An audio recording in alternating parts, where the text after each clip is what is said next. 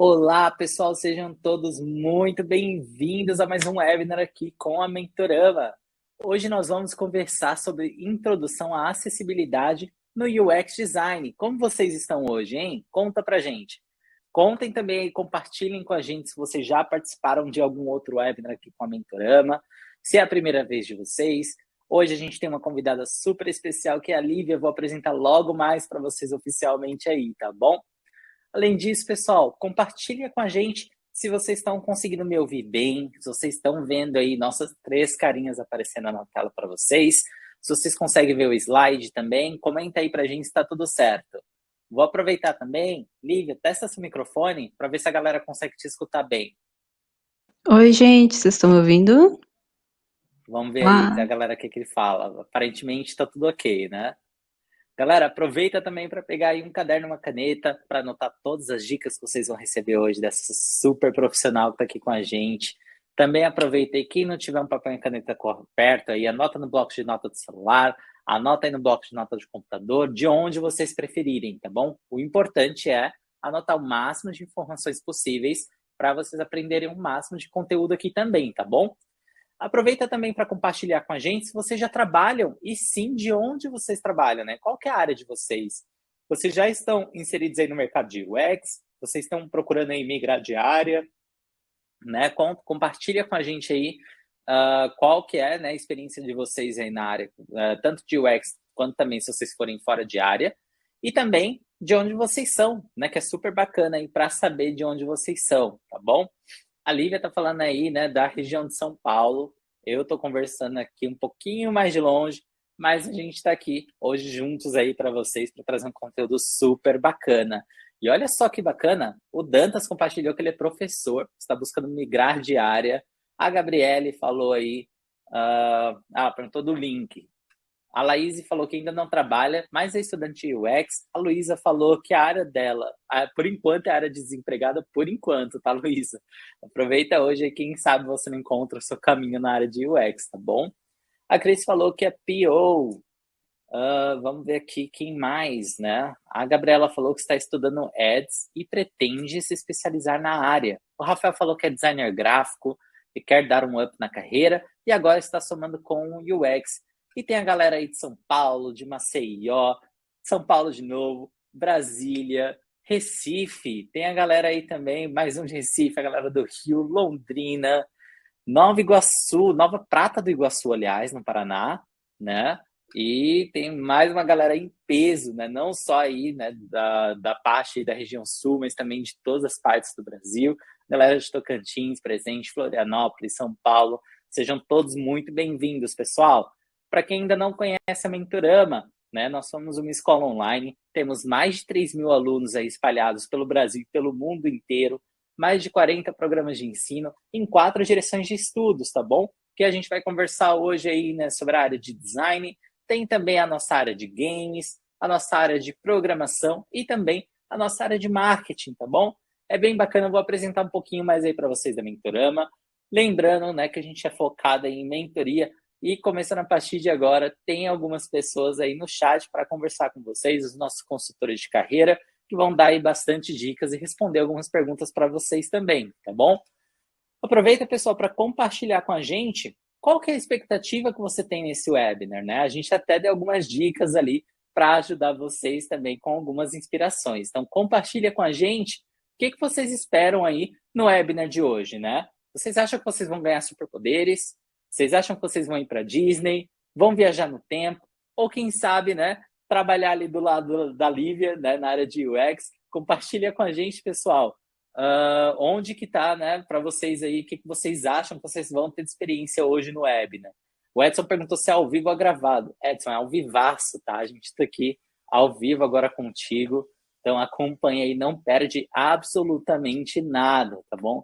A Lilian falou que ela quer ter superpoderes, né? Espero que seja superpoderes aí na GUX, tá? Hoje vai ter bastante dica bacana.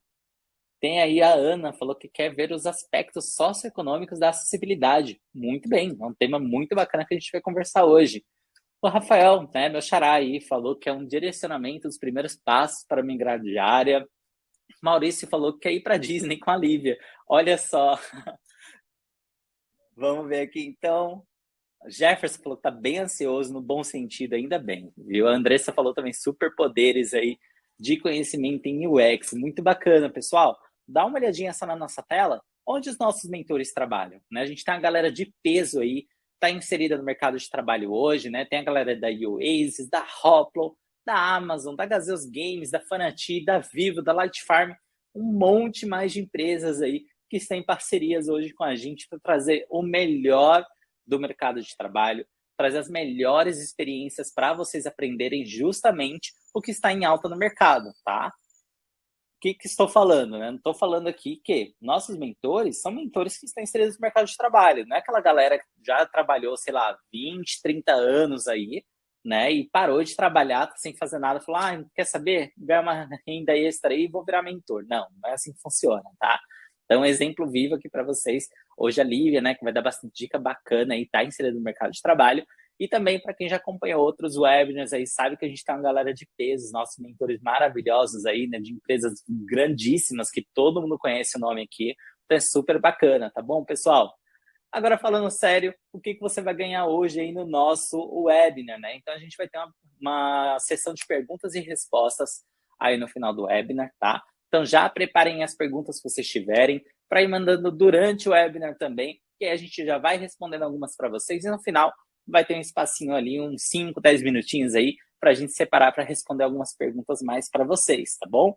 Vai ter também um certificado de participação, tá? Então, para quem ficar até o final, vai ter aí o certificado para colocar depois no LinkedIn, colocar aí nas redes sociais, compartilhar, marcar a Lívia, marcar a Mentorama, quem vocês quiserem, tá bom? Então aproveita que vai ter aí também, tá? Além de um descontaço maravilhoso e exclusivo para vocês de 67%, tá, pessoal? Então aproveita, tem muita coisa bacana pela nossa noite. E começando a partir de agora, vai aparecer aí para vocês já o botão, para vocês já começarem a preencher. Deixa o nome, telefone e o e-mail, tá? Vocês não estão comprando nada ainda, não se preocupem, tá? Eu vou até compartilhar a tela aqui para vocês verem aí como que funciona, né? Então, vocês vão clicar no botão, vai abrir essa tela aqui, tá? Ó, profissão UX Designer, né? 67%, que é o desconto que a gente tem reservado hoje para vocês. Vão colocar o nome, o e-mail de vocês e o telefone. Garante aqui o seu desconto, tá? Então, é só clicar lá em garante o seu desconto para aproveitar, né? E a gente aí vai conversar com vocês, tá? Então, os nossos consultores de carreira vão conversar com vocês para explicar como funciona, né, esse desconto, como que é o nosso curso mais a fundo. A gente também vai conversar um pouquinho sobre isso, tá?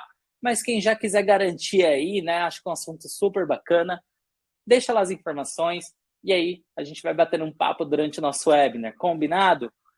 Para quem ainda não me conhece, eu sou o Rafa, sou coordenador de alguns cursos aqui na Mentorama e eu quero que vocês recebam com muito carinho a nossa super convidada especial de hoje, que é a Lívia Gabos, que ela trabalha aí na parte de coordenadora de produtos e acessibilidade na empresa Handstock. E aí, Lívia, como você está hoje? Oi. Ai, eu acho que eu me adiantei aqui, calma, gente. Tranquilo, Muito nervosa. Muito nervosa de começar aqui a apresentar para vocês. Mas, gente, eu estou muito feliz de poder compartilhar um pouco dos conhecimentos que eu tenho nesse tempo de carreira. Eu agradeço muito a Mentorama por me chamar e ter essa oportunidade com vocês. Super prazer ter você aqui. Eu estou super animado para ver todas essas dicas que a gente vai ter hoje à noite.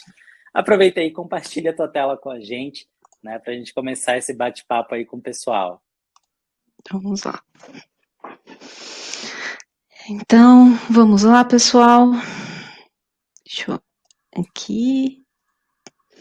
Então, boa noite oficialmente para todo mundo. Tudo bem com vocês?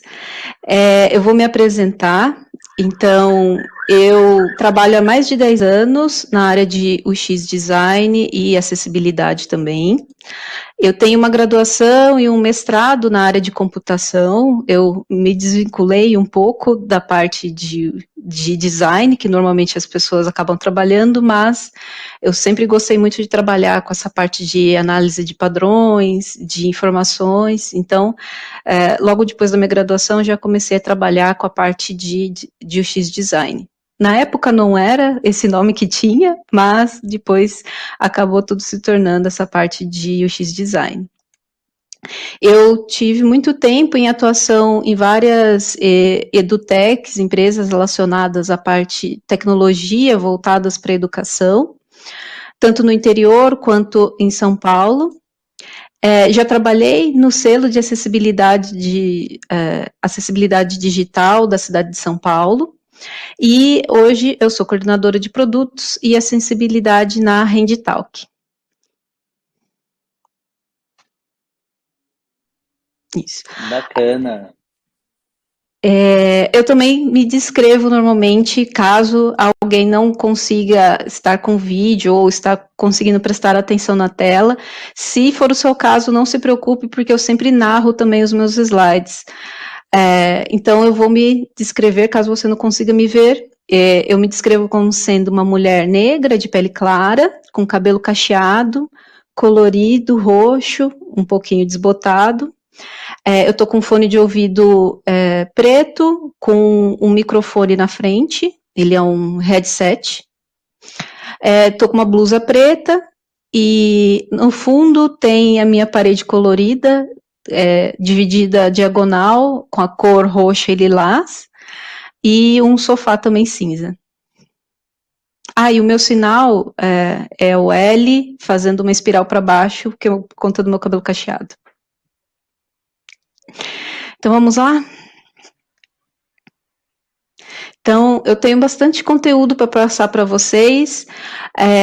Os tópicos que eu separei para apresentar são relacionados a, primeiro, uma introdução do que é acessibilidade, para caso você seja de uma outra área e esteja migrando para a área voltada para a parte de tecnologia e digital, então você entenda um pouco como funciona esse contexto voltado principalmente para o digital. E depois começa a partir da introdução de como a acessibilidade se conecta com o X-Design. Eu vou sempre fazer uma conexão das várias sub-áreas que existem dentro da área de UX Design com a parte de acessibilidade. Então, eu vou explicar um pouco dessas áreas e apresentar o UX Design para vocês. A acessibilidade dentro dessas áreas para vocês. Então, vamos lá. Então, começando de tudo, o que é a acessibilidade?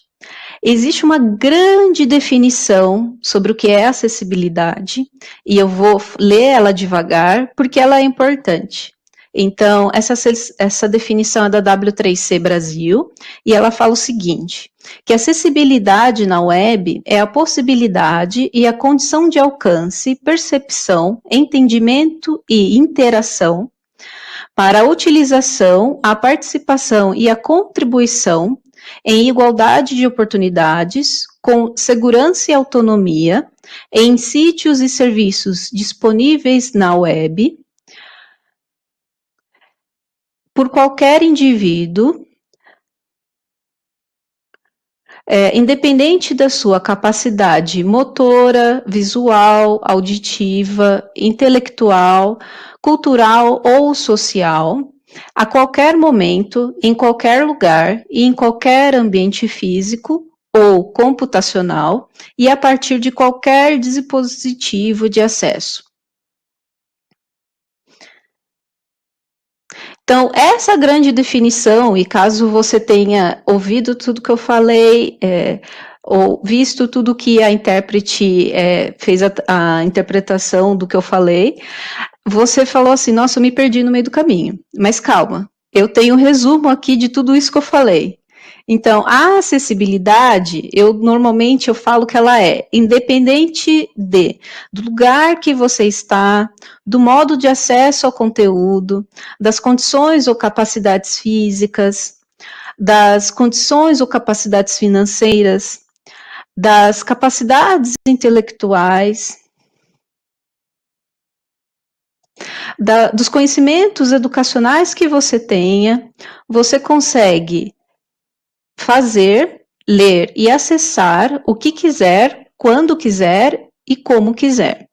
Então, se eu precisasse resumir tudo aquilo, essa seria a grande definição do que é, para mim, principalmente, acessibilidade. Daí vocês podem falar, nossa, mas é tanta definição, tanta coisa, tanta minúcia, mas no cotidiano, a gente consegue perceber essas questões de acessibilidade, só que às vezes a gente não se dá conta. Então, eu vou explicar um pouco aprofundar um pouco nessas questões de acessibilidade. Por exemplo, acesso à internet. Hoje, principalmente na situação de pandemia, acesso remoto, acesso a todos os conteúdos, o acesso à internet, ele é muito importante para todas as pessoas.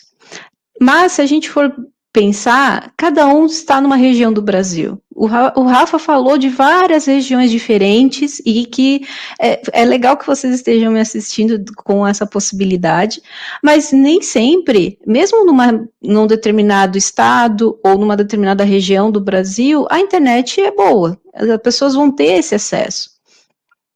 Eu, por exemplo, todo ano, pelo menos uma vez por ano, eu passo pela situação de viajar, visitar uma parte da minha família em Mato Grosso do Sul, e eles moram não perto de uma cidade com grande acesso à internet ou fibra ótica, eles moram num sítio, numa zona não exatamente rural, mas mais afastada da capital, e a internet lá é a rádio.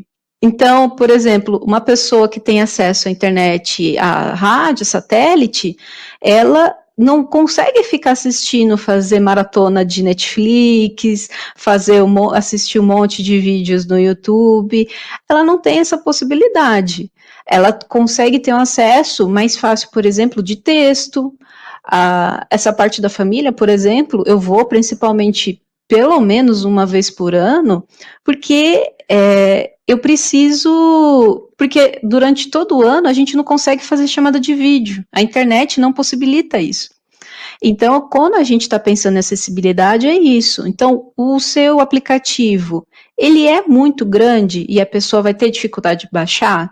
Ela vai conseguir fazer isso numa internet 3G, não estou falando nem 4G, nem 5. Uma internet 3G, 2G, às vezes ela vai ter acesso só com essas limitações. Então a gente tem que pensar muito com relação a isso.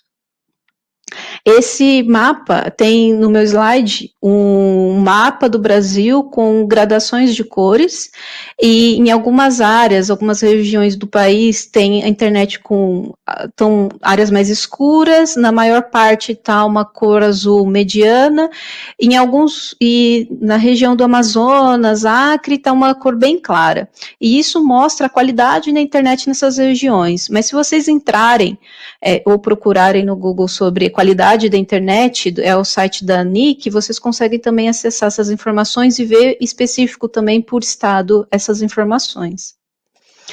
Também tem a questão de acesso a conteúdo. Então, por exemplo, o site Movimento Web para Todos, ele fez um teste junto com a Big Data Corp, se eu não me engano, um teste de acessibilidade em mais de 16 milhões de sites que estão ativos hoje no país, que tem então o registro.com.br. E nesse teste, eles perceberam que em 2020, 0,74%, então menos de 1%, tiveram sucesso em todos os testes de acessibilidade, que foram tanto automáticos quanto manuais. Em 2021, esse número aumentou um pouquinho, então foi para 0,89%, ainda abaixo de 1%. Então, se a gente analisar essa informação, menos de 1% dos sites conseguiram passar em todos os testes de acessibilidade. Isso não é bom. Quantos desses milhões ainda precisam ter mais acessibilidade, permitir que as pessoas consigam acessar essas informações? Também nesse teste que foi feito, em 2020, 99,25% dos sites apresentaram pelo menos alguma falha de acessibilidade. Alguns deles, inclusive, foram completamente inacessíveis, mas que apresentou pelo menos uma falha foram essa porcentagem. Em 2021, foram 96,79%, um número menor, mas ainda alto, porque está acima de 90%, que era inacessível, que apresentava alguma falha de acessibilidade. Então, a gente ainda tem muito a melhorar com relação a essa parte do conteúdo. Também no acesso ao conteúdo, a gente tem que falhar em absolutamente todos os testes de acessibilidade. Em abril de 2020, foram 0,01%. Um número muito pouco? Sim, um número muito pouco. Mas existe um número na internet que a pessoa não consegue entrar, não consegue ver nada, nenhuma informação. Em agosto de 2019, esse número já ele era muito mais alto, ele era de 5,6. Então, ele abaixou bastante, se a gente for olhar como referenciais, mas ainda tem muito a melhorar, porque senão o número de sites que não passaram em testes teria diminuído muito mais também. Acesso à educação. A CETIC, ela estima que 30% dos lares brasileiros não têm acesso à internet e que 40% dos estudantes de escola pública não têm computadores ou tablets. Tanto que ano passado houveram muitas campanhas de, por exemplo, de doação de celulares, mesmo que velhos, notebooks, para que essas houve campanhas também, o governo fez doações também de celulares ou notebooks para que as crianças e adolescentes pudessem assistir às aulas online, que fosse possível eles terem acesso a essa educação. Também, uma informação da Agência Brasil, que no Brasil, 4,8 milhões de crianças e adolescentes na faixa dos 9 a 17 anos não têm acesso à internet em casa. E eles correspondem a 17% de todos os brasileiros nessa faixa etária.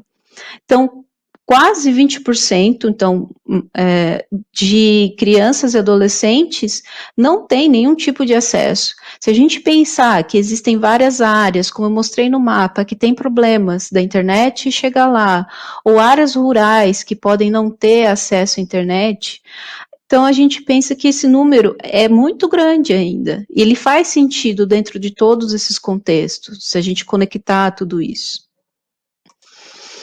Acesso às diferentes interações, que também era algo que eu falei na parte de acessibilidade. As pessoas não acessam só utilizando o mouse, o que é muito comum.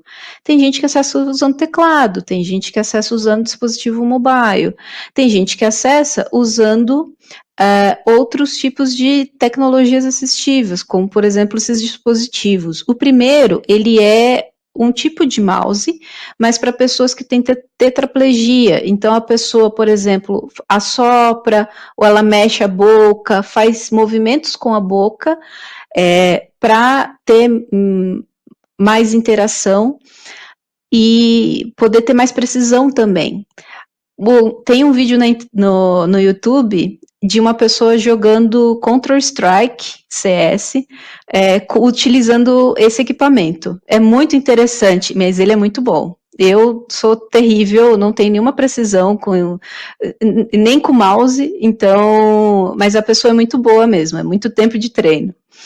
Mas é isso possibilita com que ela consiga fazer vários movimentos, várias ações, ter precisão quando ela vai utilizando, e não é só esse tipo de dispositivo que existe. Por exemplo, o Xbox criou esse dispositivo que ele tem uma área maior de contato para as pessoas, e ele é uma adaptação do joystick, a joystick é muito antiga a palavra, mas eu não sei se as pessoas usam outro, mas enfim.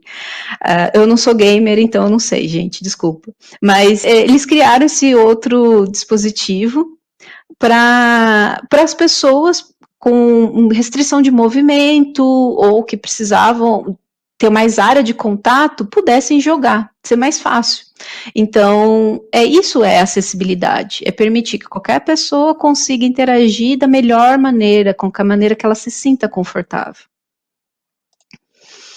Acesso a lugares. Essas fotos vocês podem achar, falando assim, nossa, que estranho, mas eu já vi também umas situações parecidas com essa. Essa situação, tem duas fotos no meu slide, que a primeira é de uma rampa que dá direto numa escada, que uma pessoa que utiliza cadeira de rodas não conseguiria sair por ali.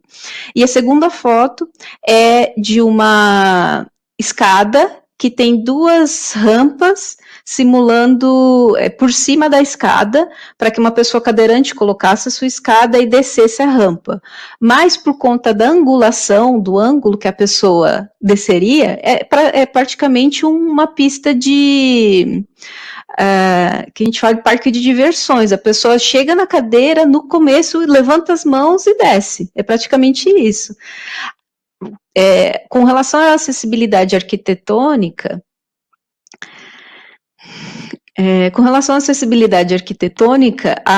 existem regras específicas de ângulo, que ele não pode ser maior do que... agora se eu vou falar um ângulo errado, mas se eu não me engano é 30 graus, 20 graus, algo do tipo, mas é uma angulação bem baixa para que a pessoa não canse, para que ela não precise fazer um grande esforço para girar a cadeira de rodas, caso ela esteja sozinha. Então, não existe nada como isso. Então, a gente ainda vê as pessoas pensando em fazer adaptações, pensando em acessibilidade depois. Outro dia eu vi... isso é comum, as pessoas pensando... É que eu ia dar um spoiler de algo que está nos meus slides mais para frente, mas... Ainda bem que eu lembrei. É muito comum as pessoas tentarem pensar ou acabarem pensando em acessibilidade depois. E essas imagens, como eu descrevi, elas são a prova de que não adianta. A acessibilidade tem que ser pensada desde o começo do processo. Então, a acessibilidade, ela está em todo o contexto. Não existe um ponto em que eu vou... aqui eu vou colocar acessibilidade, ali eu não vou colocar. Não, é tudo. Em todo lugar que você pensa, que você está, que você interage, ali pode ter e deve ter acessibilidade.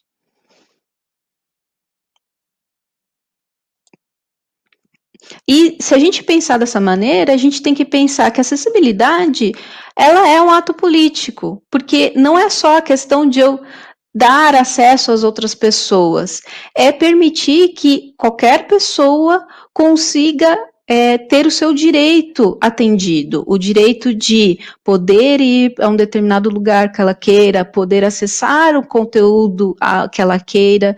Então, quando a gente fala de acessibilidade, a gente está estabelecendo que a gente vai dar não mais nada além do que o direito da pessoa, dela ser chamada pelo nome que ela queira e não pelo nome que a gente acha que é. Então, são pequenas coisas que no dia a dia são muito importantes para todas as pessoas. Então, onde entra o X dentro de todo esse contexto? Falei de tanta coisa de acessibilidade, mas onde entra? O X, para quem está começando, quem conhecia já esse contexto de acessibilidade, mas não conhecia o contexto da área de UX, então o X-Design, que a gente chama em português, ele vem do termo em inglês User Experience Design, que é o design de experiência do usuário.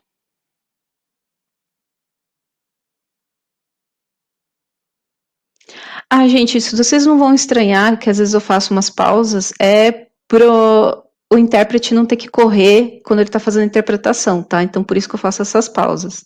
Só para vocês não estranharem, não é que meu microfone ficou mutado, caiu a internet, nada do tipo, tá? Então, só para vocês se acostumarem. Então, a área de UX, a gente normalmente usa uma imagem de que ela é um grande guarda-chuva e que dentro dela tem várias sub-áreas. Então, tem a arquitetura de informação, tem a usabilidade, tem a área de pesquisa, tem a parte de trabalhar o conteúdo de uma maneira estratégica, tem o design de interfaces, o design de interação, e a questão de acessibilidade também está dentro desse guarda-chuva. Ela não só está dentro, como ela consegue ter uma conexão com todas essas partes. Então, existem duas referências visuais, uma é de um cartaz, que são vários círculos, e dentro desses círculos tem outros círculos, que tem outros círculos, que mostram como cada área, de maneira que a gente, às vezes a gente pensa de maneira isolada, mas esse cartaz mostra a representação de como cada área se conecta. Então, a área de experiência do usuário, ela é formada pela arquitetura de informação, que está conectada com a comunicação, o design de comunicação, que está conectado com o design de interação, e cada um desses tem subconexões que são outros termos que a gente ouve falar no cotidiano.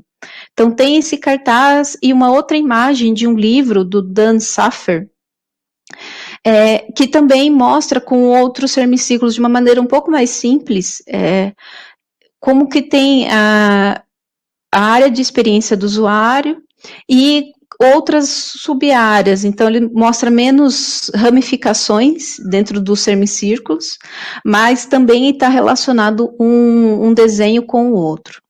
Existe um desenho que melhor representa ou não? Não existe. Mas como esses são em inglês, eu criei o meu. Ele não é tão bonito quanto o dessas pessoas, mas aqui estão todos em português. Então, a área de experiência do usuário, eu tenho a parte de comunicação, arquitetura de informação, o design de interface, fatores humanos, que tem a psicologia, questão da sociologia, as pesquisas que existem dessas áreas também, a ciência da computação e o design de interação que liga também todas essas partes. Então, às vezes as pessoas pensam que a acessibilidade, por exemplo, ela é só uma pequena parte que está conectada com um ou outro desses círculos. Então, eles têm alguns pontos apenas de conexão. Mas, na verdade, a parte da acessibilidade, ela está conectada com todos, ou de maneira isolada, ou de maneira que agrupam várias áreas em conjunto. Então, eu não posso falar que a acessibilidade está só na comunicação. Eu tenho acessibilidade na comunicação, mas ela também, quando eu tenho a conexão com a design de interação, ali também tem questões de acessibilidade que eu não posso deixar de pensar. Então, existem os itens acessibilidade em separado, mas também em todas as suas conexões, os seus conjuntos, certo? Então, nossa, esse desenho tá tudo confuso, é tudo junto ao mesmo tempo. Mas, Lívia, como é que funciona isso no meu dia a dia? Porque até agora eu estou só vendo um monte de coisas bonitas, um monte de desenho, mas e no cotidiano? O que eu faço? Como é que eu junto acessibilidade com o X? Então, calma, gente. Então, no X Design, você pode se aprofundar na parte de pesquisa, na parte de comunicação, você não precisa ser só generalista, a saber toda a área no geral, você pode ter esses aprofundamentos. E a acessibilidade é uma parte de cada um desses aprofundamentos. Então, em cada um desses momentos, conforme você vai se especializando dentro da área de UX, você vai se aprofundando um pouco mais na parte de acessibilidade.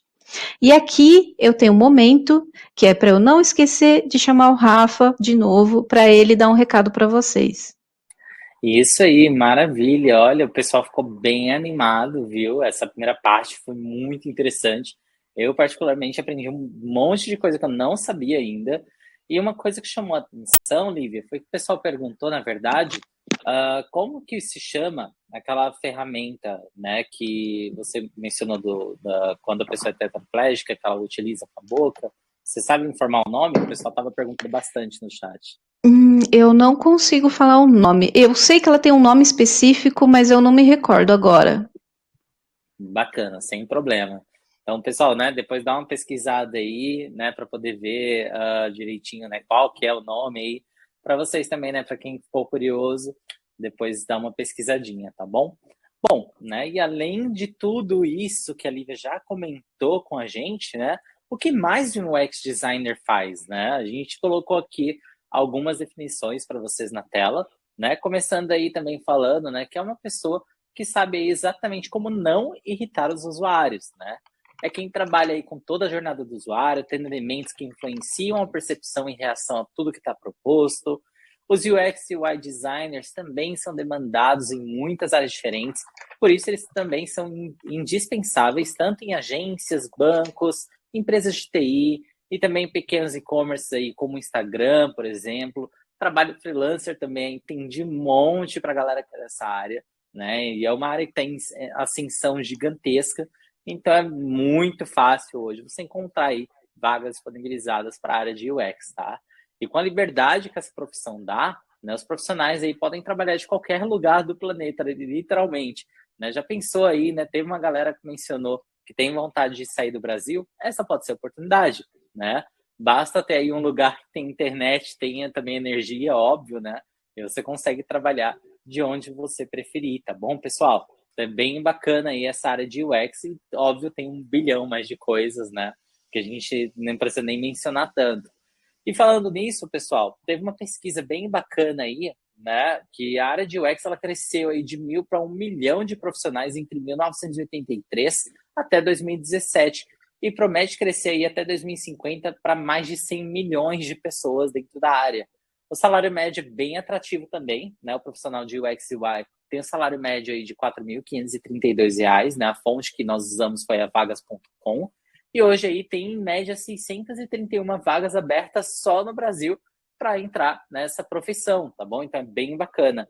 E a gente quer saber de vocês o que é importante para você em educação, né? O que você acha que é essencial para conversar aí, né, sobre essa área e tudo mais.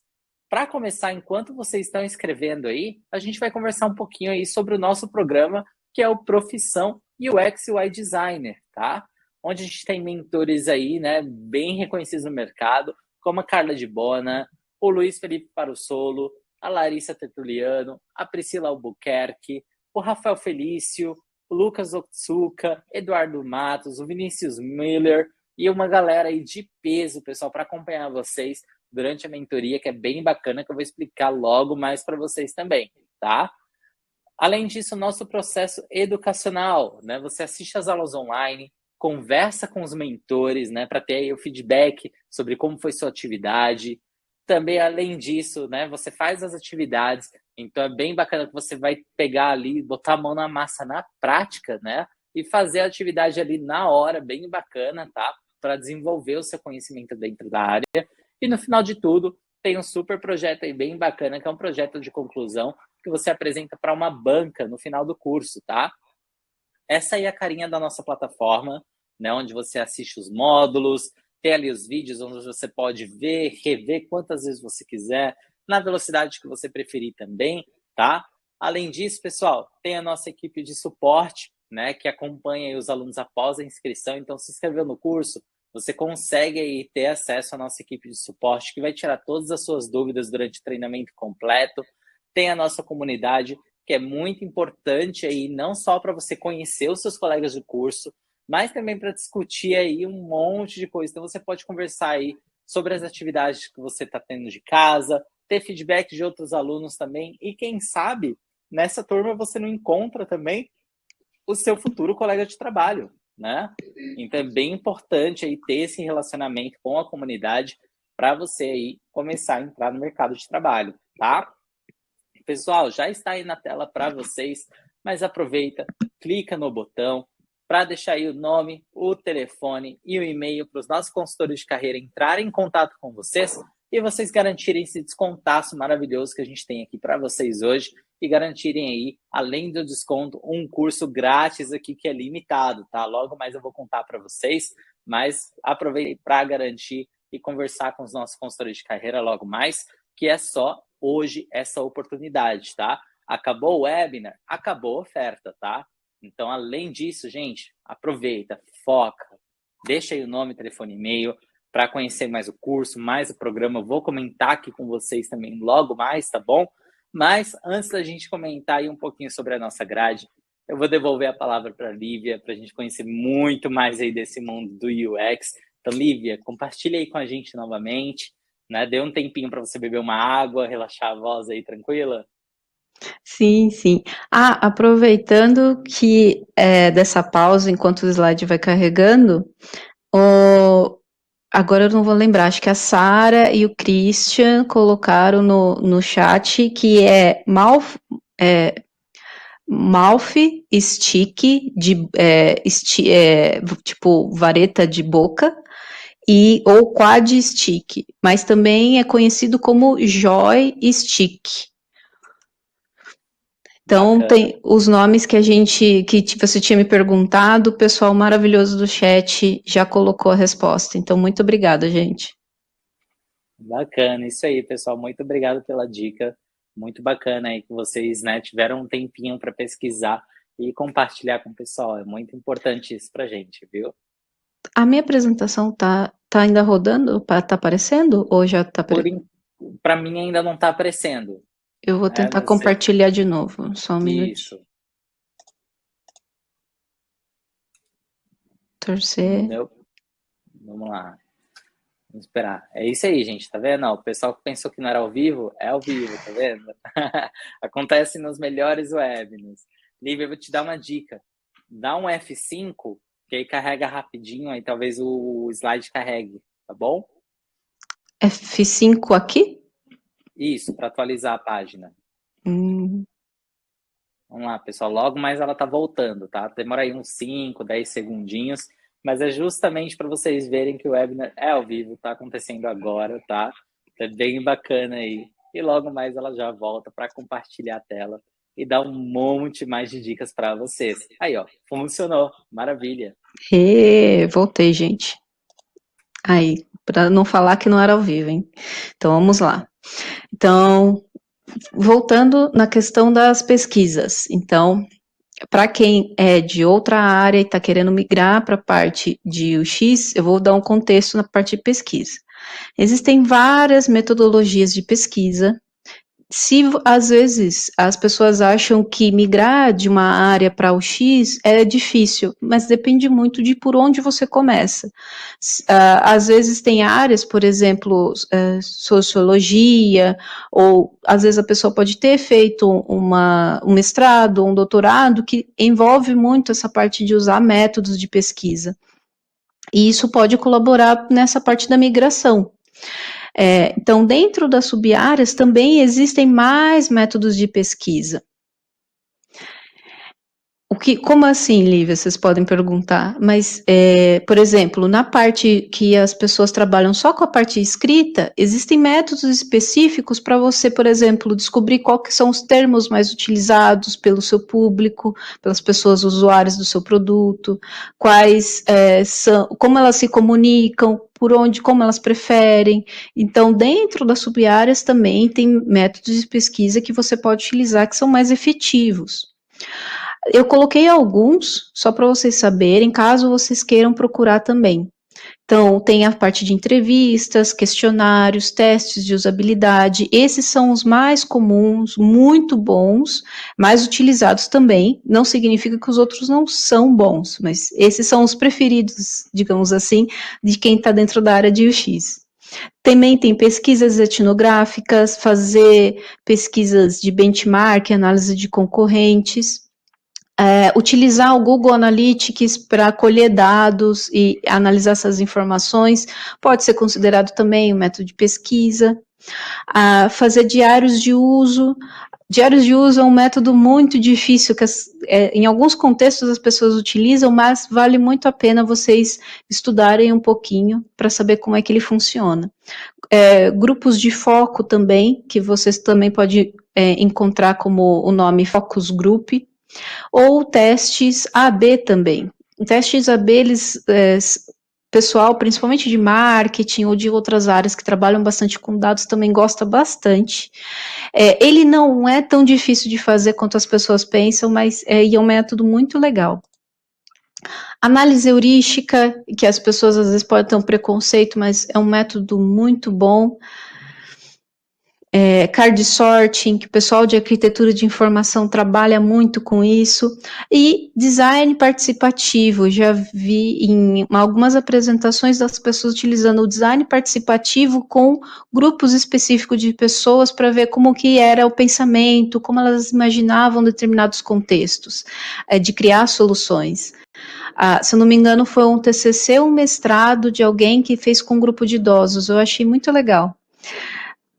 Então, são muitos métodos que existem. Esses não são os únicos, mas são alguns que são alguns mais utilizados que outros, mas que vocês podem começar a pesquisar sobre eles, que é muito legal. minutinho.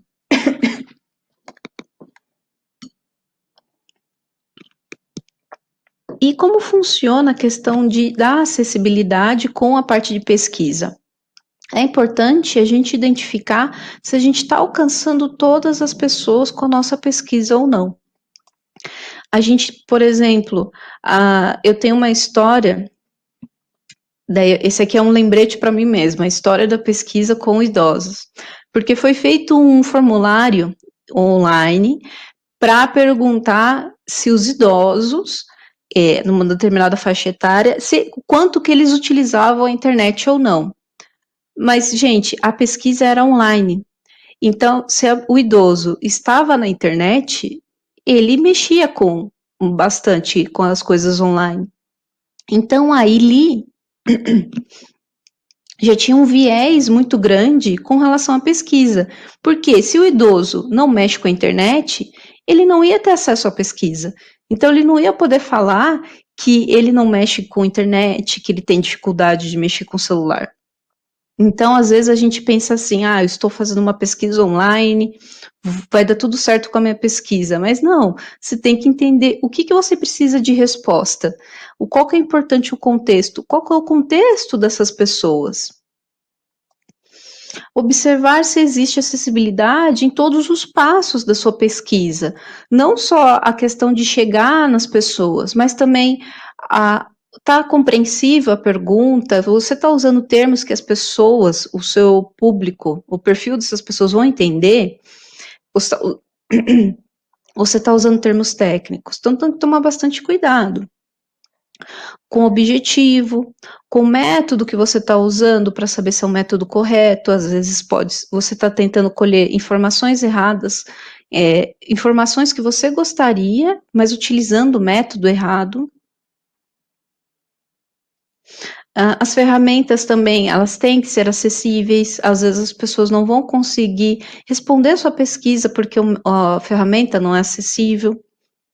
O recrutamento das pessoas, como chegar nas pessoas que você precisa dessas respostas.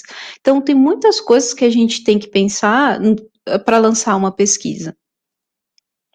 Eu tenho uma experiência, por exemplo, de como que funciona fazer teste de usabilidade com pessoas surdas. A comunicação com essas pessoas, as participantes, ela precisa de uma alternativa para o português, porque nem sempre ela pode conhecer português, mas Libras pode ser a principal língua de comunicação, o principal idioma. As tarefas, elas não podem ser descritas priorizando português. A gente tem um caso de que a gente teve que reescrever todo um teste, porque a gente, no começo, estava priorizando português, mas as pessoas não estavam entendendo. Depois, quando a gente mudou e escreveu priorizando Libras, daí tudo fez sentido. E você vai precisar de 2 pessoas intérpretes para poderem revisar durante o teste. Aqui, quando tem o revezamento de intérpretes, vocês veem, tanto a Bruna e o... Agora eu vou falar, o Diogo, agora eu esqueci o nome dele, mas... Diego. Isso, obrigada, Bruna. O Diego, tanto a Bruna e o Diego, eles ficam trocando, porque cansa fazer esse tipo de tradução. Então, eles vão revezando. No seu teste também precisa haver esse revezamento. Você precisa garantir que a pessoa sempre vai ter a visibilidade da pessoa que está interpretando, porque ela pode não se sentir segura, ela pode tentar falar com você e se perder nas telas, por exemplo. Quando a gente fez um teste, por exemplo, que a pessoa precisava compartilhar a tela no celular, mexer no dispositivo móvel, mas ela precisava ter um notebook, porque se ela precisasse, assim ela não precisava trocar de tela no celular, ela sempre tinha o intérprete, que ela podia qualquer coisa perguntar ou tirar alguma dúvida para seguir com o teste. Isso é muito importante. Se, por exemplo, você estiver fazendo um teste de usabilidade com pessoas cegas, você precisa garantir, por exemplo, que a pessoa vai ter acesso com o leitor de tela ao protótipo que ela vai estar utilizando. Então, se você utiliza uma plataforma externa, às vezes você tem que testar com o leitor de tela se ela vai conseguir navegar e utilizar para fazer o teste. Já aconteceu de uma pessoa não saber, ela me contou que ela chegou para fazer o teste com uma pessoa, só que ela não sabia que a pessoa era deficiente visual. E com isso, ela estava utilizando o leitor de tela, ela acabou não conseguindo levar o teste adiante, porque o leitor não conseguia ler o que estava no protótipo dela, porque a ferramenta não era acessível. Então, você sempre tem que se preparar muito antes. A ferramenta de comunicação, ela tem que ser acessível também ao leitor de tela. Então, quando você estiver num chat, o ambiente que você está, ele tem que ser acessível também. A ferramenta, às vezes a gente esquece isso, mas no contexto digital, que a gente fica mandando os termos, tudo por e-mail, a ferramenta para assinatura dos termos também tem que ser acessível com os leitores de tela. Então, cada detalhe a gente tem que ir lembrando nesse contexto. A ferramenta de comunicação precisa permitir o compartilhamento do feedback para o leitor de tela, então ela precisa ter certeza de que ela está compartilhando a tela, que agora parou de compartilhar, então ela precisa dar esse feedback sonoro para a pessoa que está testando. Então são vários detalhes que a gente tem que testar. E aqui eu tenho um outro lembrete para o Rafael dar um outro recado para vocês, né, Rafa? Maravilha, vamos lá então, pessoal, conversar mais um pouquinho aqui. Estávamos falando aí do nosso super desconto com o nosso curso grátis, né? Então tá aí disponível para vocês na tela, clicarem, deixarem nome, telefone e e-mail, tá bom? Lembrando que vocês não vão comprar absolutamente nada agora, então não se preocupem. É para bater um papo aí com o nosso consultor de carreira, né? Os nossos consultores de carreira que estão disponíveis aí para conversar com vocês, tá? E além disso, eu prometi para vocês aí que tem um curso gratuito, né? Então, os 5 primeiros vão ganhar aí um curso de igual valor ou menor também, tá? É só conversar aí com os consultores, a gente tem mais de 40 cursos, então tem muita opção disponível aí. Pode ser não só da área de design, como também das outras áreas. Então é só explicar aí, né? Eles vão descobrir contigo qual que é a melhor opção para você e aí indicarem correta aí para vocês, tá bom? Conversando um pouquinho mais então sobre o nosso programa, que é o Profissão UX Designer. Ele é composto por 3 cursos que temos disponível aqui hoje já na Mentorama, que é o Web Design para Iniciantes, o UX Design e o nosso curso de Figma também, tá bom? Pessoal, a gente tem esses cursos disponíveis separados, então se vocês têm interesse aí em adquirirem só um deles, fiquem à vontade também, tá? Mas para hoje aqui estamos conversando exclusivamente para o nosso programa Profissão, que é um programa pensado justamente aí para você ingressar nessa área como profissional de UX e UI Design, tá bom? E aí, né, na tela vocês podem ver algumas das expertises que vocês vão ter depois do curso. Como vocês vão aprender aí Design Thinking, vão aprender sobre pesquisas, prototipagem e aprimoramento, ó, quase que não saiu. Design emocional, web design, interfaces no Figma, design adaptivo e a apresentação e muito mais além disso, tá bom, pessoal? Tem o nosso programa também, que é o Mentorama Design Lab, onde vocês vão desenvolver, né, um projeto aí que pode ser também de vários tipos, né? Temos aí tarefas de desenho gráfico, de web, UX, tem também aí da parte de interiores, né? Então tem muita opção aí bem bacana, onde você vai se juntar com 8 a 10 alunos aí da Mentorama, tá? E vocês vão desenvolver um projeto real do zero para alguns dos clientes aqui da Mentorama, tá bom? Então é bem bacana que você, além de todos os projetos que você já vai ter durante o curso, para incluir no currículo de vocês e no portfólio, também vai ter o projeto final aí, que é um projeto real, tá bom? Além disso, vocês têm a oportunidade de começar a ganhar dinheiro depois de 4 meses aí estudando na Mentorama. Como isso é possível, né? É possível hoje, simplesmente aí, né, como eu mencionei com vocês, a área tem muita vaga disponível, então vocês podem já entrar na área aí e começar a trabalhar como freelancers, ou então, né, quem sabe ter a oportunidade de entrar como júnior aí em algumas das nossas empresas. Aliás, no nosso blog, depois vale super a pena vocês conferirem, a gente tem uma aluna que é super especial, que eu lembro com muito carinho dela, que ela ingressou, né, recentemente aí numa empresa de UX na Espanha. Então, olha só que bacana, pessoal. Tem muita oportunidade aí para vocês, tá? Além disso, tem o nosso projeto de conclusão, onde você trabalha em um case real de algumas das nossas empresas parceiras, ganha experiência prática na prática, né, botando a mão na massa, e também adiciona o projeto aí no portfólio de vocês. Aí na tela vocês podem ver, né, um dos exemplos aí de alguns projetos finais dos nossos alunos. Esse foi desenvolvido pelo Rafael, né? No nosso site tem mais alguns exemplos. Se vocês preferirem também, podem perguntar aí para os nossos consultores, eles conseguem compartilhar com vocês aí mais alguns exemplos, tá? Tem também o certificado da Mentorama, né? Onde vem aí confirmando que você concluiu o curso, e também é um adicional aí, né, para você poder se candidatar a um emprego, né, ingressar no mercado. Vem aí certinho com o nome do curso, né, o nome de vocês, também a grade do curso, bem bacana, tá? Além disso, tem muito mais habilidades aí que vocês podem adquirir durante o curso também, tá bom? Tem o nosso centro de carreiras, que vai ajudar vocês aí com todo o suporte para montar o currículo de vocês e também organizar o portfólio. Tem workshops com especialistas das áreas, empresas reais na defesa do projeto real, consultoria individual sobre a carreira. E além de tudo isso que eu já comentei, tem também alguns privilégios super bacanas aqui que está disponível para vocês hoje à noite, tá? Então, para quem adquirir o nosso programa Profissão UX e UI Designer, além de tudo isso que eu comentei, vai ter também 4 orientações por ano sobre a carreira escolhida, vai ter 6 workshops diferentes ao longo do ano, vai ter também o laboratório acelerador aí do curso escolhido, consultas ao vivo com os mentores, né? Então é muita coisa bacana, pessoal.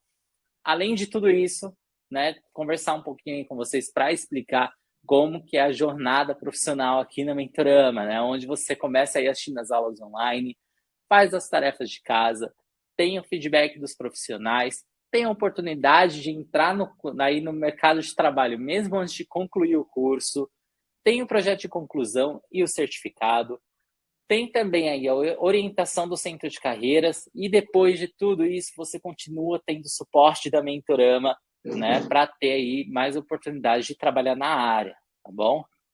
A Ana fez um comentário bem bacana ali, que ela falou, quem puder já estudando inglês desde já, vai estar muito mais preparado. Ana, tem uma novidade para você aqui, hein? Vou soltar o spoiler já. Todos os alunos aí, né, do programa Profissão, tem também um mês de English Live aqui na Mentorama, então é bem bacana. E se quiser depois continuar o estudo também com eles, tem um descontinho aí super bacana também, exclusivo para alunos da Mentorama, tá bom? Então, pessoal, aproveita, clica aí, deixa o nome, o telefone e o e-mail, é super fácil para vocês conversarem com os nossos consultores, tirarem todas as dúvidas e aproveitar esse desconto que é exclusivo, é só para quem está aqui na sala do webinar, tá bom? Acabou o webinar, acabou o desconto, de verdade, viu, gente? Não deixem essa oportunidade passar. Eu vi que tem muita gente aí que está querendo trocar de área, muita gente que comentou que está desempregado. Esse é o momento, tá bom, pessoal? Antes da gente conversar um pouquinho mais, né? Lívia, dê um tempinho aí, né, de beber uma água, tá tranquila? Tranquilo, já vou compartilhar aqui de novo. Maravilha. Vamos torcer. Eu acho que vou ter que dar um F5 de novo. Sem problemas. Já volto. Além disso, pessoal, enquanto a Lívia não volta, só mais um recadinho para vocês. Além de tudo isso que a gente comentou, ainda temos aí a nossa parte de perguntas e respostas logo mais, tá? Tem o certificado de participação também e essa ofertaça maravilhosa que nós temos aí para vocês, tá bom? Voltou, maravilha. Então, vamos lá, pessoal. A arquitetura de informação. Então, voltando no contexto, na parte de UX, a arquitetura de informação foi por onde, na verdade, eu comecei a estudar a parte de acessibilidade também, mas a parte de conteúdos, a parte de UX design. Então, o que é essa parte de arquitetura? Ela é uma disciplina responsável por organizar, rotular e projetar todo o conteúdo de estruturas de sites, softwares e plataformas no geral, como suporte para a usabilidade e encontrar as informações. Nossa, o que é isso? Sabe aquele jeito que você tem de estrutura que parece que, nossa, a pessoa leu a minha mente, ela sabia que eu ia procurar determinada coisa em determinado lugar. Na verdade, não. Ela fez uma pesquisa para encaixar determinado conteúdo no melhor lugar, no lugar mais fácil que você possa encontrar. E isso é arquitetura de informação. Também, como todos os sites estão disponíveis, como todos os sites estão disponibilizando as informações, então o menu em cima, o logo em determinado lugar, isso é um padrão que foi se criando ao longo do tempo de arquitetura, de como a informação é colocada disponível para as pessoas. Então a gente tem umas definições básicas, tem a que faz parte da arquitetura de informação. A combinação de organização, rotulação, esquemas de navegação dentro de um sistema de informação. Então, você combinar tudo isso para que a pessoa consiga encontrar da melhor, mais fácil, com um nome que faz sentido para ela. O design estrutural de um espaço de informação para facilitar a conclusão de tarefas e acesso intuitivo à parte do conteúdo. Então, como tudo está estruturado, o que é mais importante e essencial está primeiro, mais fácil de alcançar, e às vezes tem repetição do mesmo conteúdo embaixo para que você não tenha que voltar tudo de novo lá para cima. E isso é tudo planejado, não está tudo jogado ali. A ciência e a arte de estruturar e classificar websites, também intranets, para ajudar as pessoas a encontrar e administrar essas informações. Não é só simplesmente, a arquitetura não está só visual, ela também está em como as pessoas vão conseguir mexer e administrar todo esse conteúdo, para que seja fácil também. Então, a ideia é que seja usável para todo mundo, não só para quem está vendo, também para quem está utilizando e administrando aquele conteúdo. É uma disciplina emergente, uma comunidade de prática, focada em trazer o contexto digital, os princípios de design e arquitetura. Eu sempre uso um exemplo para isso, que é a parte de supermercado. Você vai no supermercado, você não vai encontrar o ketchup do lado do peixe. Não faz sentido. Você vai encontrar o leite condensado perto de algo salgado. Você vai encontrar perto de outra coisa doce. Obrigada. Então, tudo isso também é arquitetura de informação, porque mesmo sem querer, você conecta as coisas, tudo faz sentido. Uma coisa que faz sentido está próxima da outra. Então, a mesma coisa que existe no mundo físico, no supermercado, também existe nessa questão na parte do digital, na arquitetura de informação. Então, como que é a questão da acessibilidade na arquitetura? Tem várias situações. Uma delas, que às vezes as pessoas não pensam, mas que é muito frequente, é a gente ter que identificar termos para facilitar o encontro das informações, que é o principal dentro da arquitetura.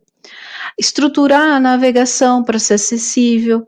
E eu falei que as pessoas não pensam porque é difícil. Gente, vocês não imaginam como é difícil dar nome para as coisas.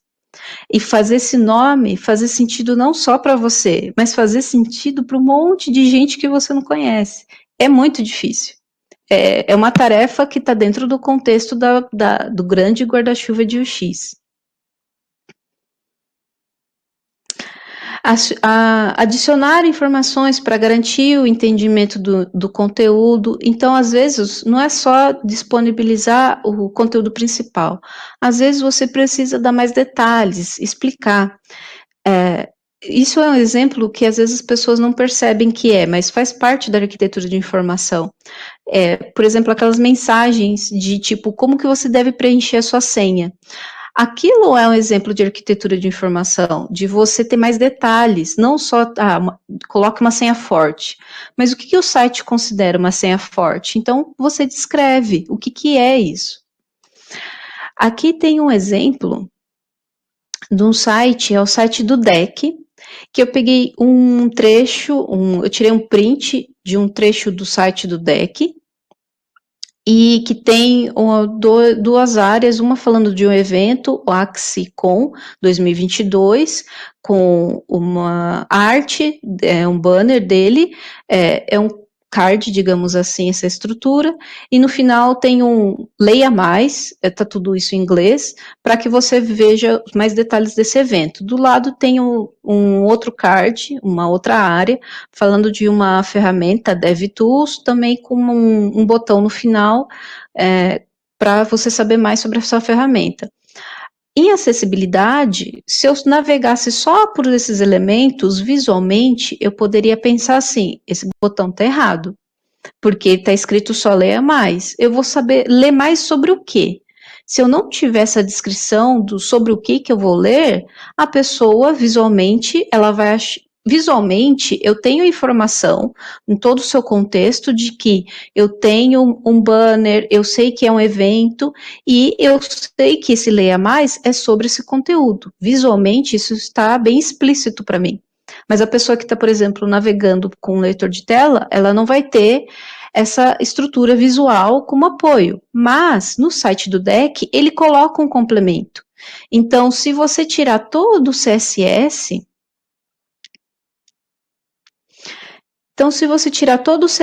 do site, você vai ver essa informação que ela está completa. Então, leia mais sobre o anúncio do evento AxiCon 2022. Então, com o leitor de tela, a pessoa vai saber que o leia mais é sobre o evento. Se ela navegar apenas utilizando o tab, que ela vai acessar só os links ou os elementos interativos, ela vai ter a informação completa. Ela não vai se perder, ela vai ter todo o contexto. Isso é acessibilidade, e isso também são coisas que a gente tem que definir na arquitetura do site. Então, um exemplo, eu tenho aqui duas imagens de wireframe, que são uma estrutura de um site ou aplicativo em baixa escala, mas para a gente posicionar as informações. Então, eu tenho um exemplo do lado esquerdo de um card, de um elemento que tem uma imagem, um texto e um botão saiba mais.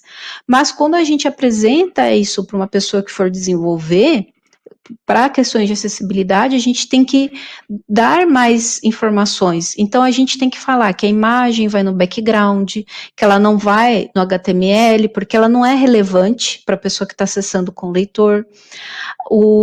E que o botão, ele tem que ter um texto a mais. Então, saiba mais sobre conteúdo X. Isso é algo que a gente tem que explicar para as pessoas no contexto de acessibilidade. A gente não simplesmente passa para a pessoa desenvolvedora e fala, se vira, desenvolve, faz do melhor jeito. Não, a gente tem que explicar como que tem que ser, para o resultado ser o mais fiel com o que a gente tá planejando.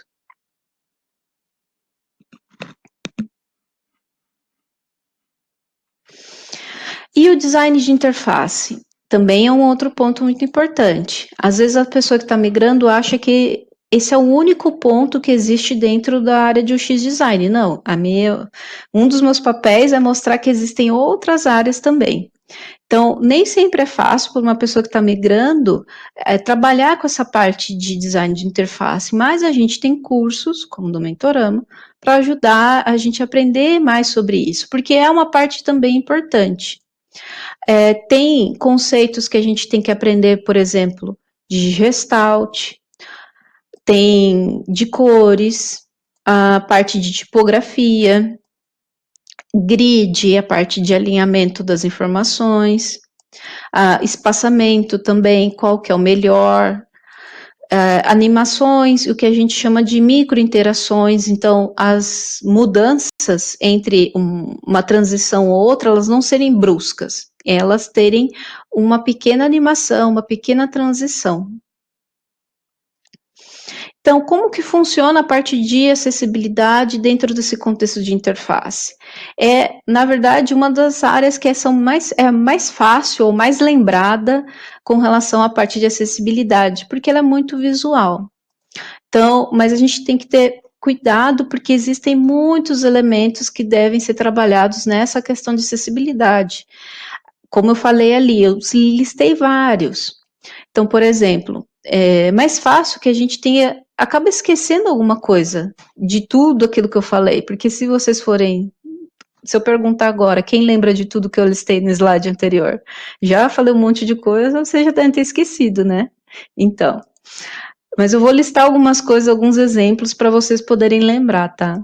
Então, por exemplo, a questão do contraste, que tem a ver com a questão das cores. Então, não só o alto contraste, que é algo que as pessoas lembram bastante, mas as cores que a gente utiliza no dia a dia também tem que ter um bom contraste, eu conseguir ver fácil, mesmo com distância, dependendo das condições. O tamanho da fonte também é muito importante nesse contexto.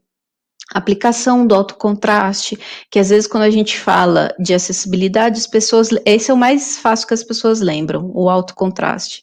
Mas tanto o contraste quanto o alto contraste, eles podem e são utilizados por perfis diferentes. Às vezes as pessoas usam alto contraste, às vezes só o bom contraste no seu site, no dia a dia, já é o suficiente.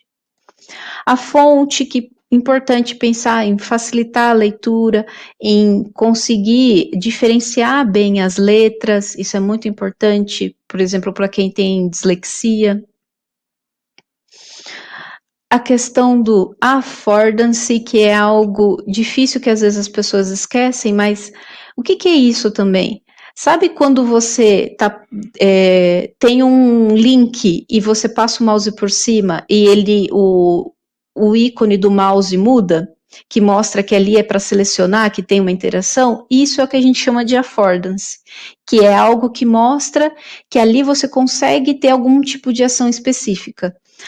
O fato, por exemplo, no mundo físico, é o fato da maçaneta, por exemplo, ser redonda, quando a gente tem que girar, e não mais fina e longa, quando a gente tem que apertar, como alavanca. Isso é um affordance. Então, o próprio elemento, ele dá a dica do que você pode fazer com ele.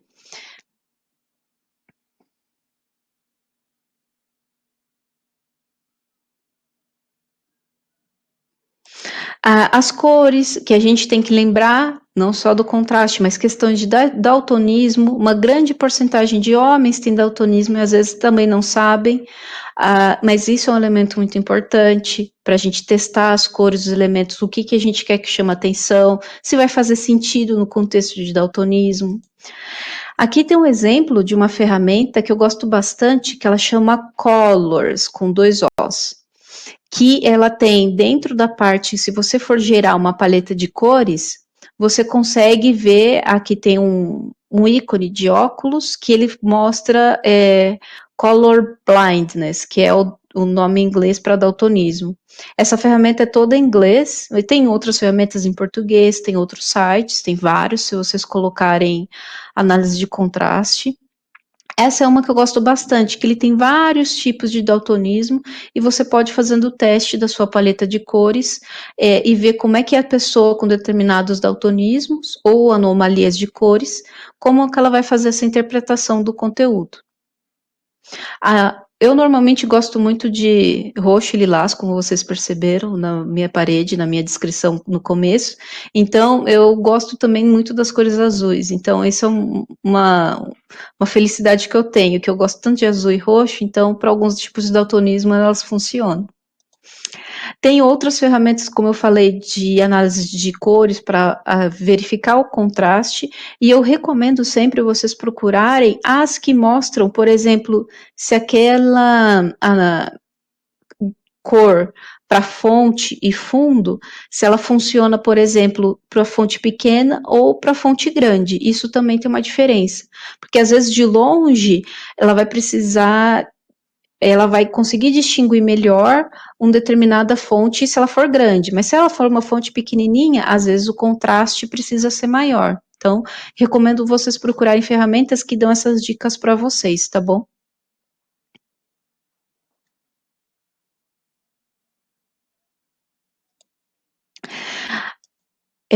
Eu tenho algumas histórias, mas eu sempre tenho medo por conta do tempo. Rafael, quanto tempo eu ainda posso contar as minhas histórias? Não, pode seguir tranquila, temos um bom tempinho aí ainda e né, a gente já está quase na reta final. Então, pode seguir tranquila. Então tá bom. Então, deixa eu lembrar, só deixa eu ver aqui se eu tenho, quantas histórias eu tenho, porque senão eu dou spoilers dela, não gosto de ficar dando spoiler de todas as minhas histórias, tá? Tenho 3 histórias aqui que eu tinha separado para vocês. Uma é dos jogos de daltônicos, esse você podem procurar. Tinha um jogo, acho que era, eu não lembro se era o FIFA, eu não lembro se era um jogo de CS, de tiro, de mira. Ai, gente, eu sou a pior gamer que existe. Então, eu não lembro o nome do jogo. Mas eu lembro que, assim, era um jogo que tinham 2 times rivais. Só que o que acontecia? Esse jogo, se eu não me engano, era de tiro. Só que eu não vou saber se é do CS, mas enfim. O que acontecia nesse jogo? A única diferença que tinha nos times, para eu saber se a pessoa que estava na minha frente era do meu time ou do time inimigo, era a mudança de cor. Então, se era o time inimigo, era vermelho. E se era do meu time, era amarelo ou verde. Como é que uma pessoa daltônica ia saber se a pessoa que estava na frente dela era amigo ou inimigo? Ela não ia saber, porque era só a diferença de cor. Então, pessoas que tinham daltonismo começaram a reclamar muito, porque eles estavam matando a pessoa do mesmo time, porque não tinha certeza do que estava acontecendo. Então, isso foi uma situação que aconteceu faz bastante tempo. Hoje em dia, as pessoas que trabalham com games tomam bastante cuidado com relação a isso. Eu tenho uma história também que o iOS, há muito tempo atrás, numa atualização deles, eles atualizaram para começar a utilizar mais padrões cinza, de fundo e das fontes também. Só que para você ver melhor o sistema do iOS, você tinha que colocar com negrito as fontes, porque o contraste estava muito ruim. Logo depois, analisando esse feedback, eles mudaram, fizeram uma atualização e corrigiram isso. Mas no começo, faz bastante tempo isso, mas no começo as pessoas falavam bastante, até pessoas que não tinham, por exemplo, deficiência visual, pessoas mesmo que tinham uma boa visão, já relatavam que estava difícil de enxergar as fontes, de ler tudo. Então, isso já chegou a acontecer. E tem uma história de cerveja que um amigo meu, que as pessoas às vezes pensam que, por exemplo, uma pessoa cega, com deficiência visual, você não precisa fazer referência a cores, porque ela não está vendo a cor. Então, você não precisa, na descrição de imagens ou algo assim, você não precisa falar isso. Mas, na verdade, meu amigo, ele gosta muito de cerveja, ele é cego, e ele procurou uma cerveja específica num site, viu a descrição dela, achou ela muito legal e foi numa loja física para comprar essa cerveja. E daí, quando ele chegou na loja, ele perguntou de determinada cerveja para ver se tinha e tal. Daí a pessoa que estava vendendo falou assim: é a cerveja com rótulo da cor tal? Ele falou assim: não sei. No site não tinha a descrição, não falava nada com relação à diferença de rótulo. E, normalmente, numa prateleira, no mercado até, é muito fácil a gente diferenciar as cores ou os produtos por conta da cor. Às vezes marcas, por exemplo, uma coisa é integral, ela tem uma determinada cor. Leite, por exemplo, ele tem uma cor. Se é desnatado, ele vai ter uma cor mais clara, um azul mais claro. E às vezes isso é tão natural que às vezes a gente não percebe. Mas às vezes se a pessoa precisar descrever isso para outra, é importante essa referência de cor. Então, essas são as minhas historinhas. Que às vezes eu sempre conto porque às vezes as pessoas já ouviram várias vezes essa história, mas é importante lembrar que essas coisas acontecem no cotidiano, e às vezes pode não ser tão importante para pessoas de algum contexto, mas para outros elas são essenciais. Design de interação é uma outra área muito importante, que eu já tinha dado uma introdução lá atrás, que é a parte do design que se preocupa com a interatividade do usuário em um sistema, independente do que ele seja. Então, ele foca na forma com que a pessoa usuária ela vai enviar, receber, responder, independente da situação, que seja o interagir com as informações que estão dentro de um produto ou serviço. Então, tudo isso, essa definição que ela é bem abrangente mesmo, tudo isso é design de interação. Então, como funciona a acessibilidade no design de interação? A gente tem as interações que são impossíveis de serem replicadas para determinados dispositivos, por exemplo, duplo clique. Às vezes, se a pessoa, por exemplo, está usando só o teclado, como que ela vai dar o duplo clique? Ela vai dar 2 enters? Mas daí o 2 enters pode ter um outro contexto.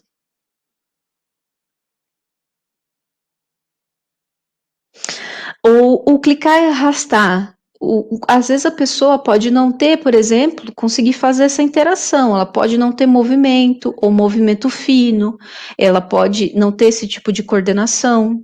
Então, esses são duas interações que, assim, eu recomendo que sempre exista uma alternativa a essa interação, que ela não seja a única forma da pessoa poder interagir.